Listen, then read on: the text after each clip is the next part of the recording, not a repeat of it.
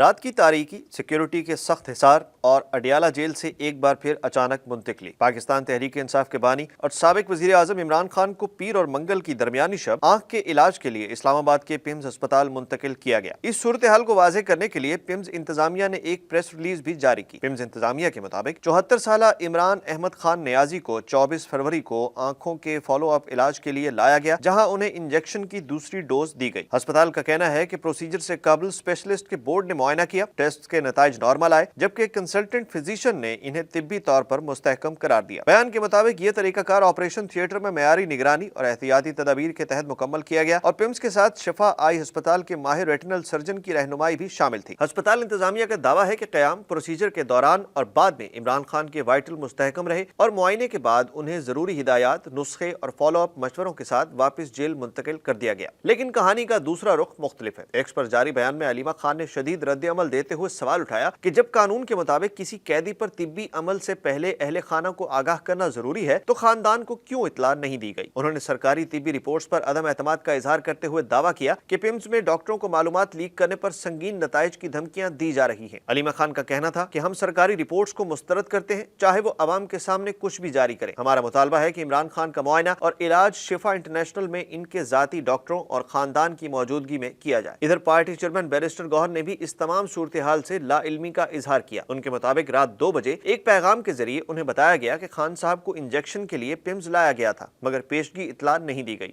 انہوں نے مطالبہ دہرایا کہ مکمل اور آزادانہ طور پر تصدیق شدہ طبی رپورٹ جاری کی جائے، کیونکہ 2 لائنوں پر مشتمل سرسری بیان کسی صورت جامع میڈیکل رپورٹ کا متبادل نہیں ہو سکتا۔ پی ٹی آئی کا موقف ہے کہ مسلسل ابہام اور رازداری عوامی بے چینی میں اضافہ کر رہی ہے اور شفافیت پر سوال کھڑے ہو رہے ہیں۔ عمران خان کی صحت سے جڑا یہ معاملہ ایک بار پھر سیاسی درجہ حرارت بڑھا چکا ہے اور سوال اب بھی وہی ہے کہ اصل تصویر کیا ہے۔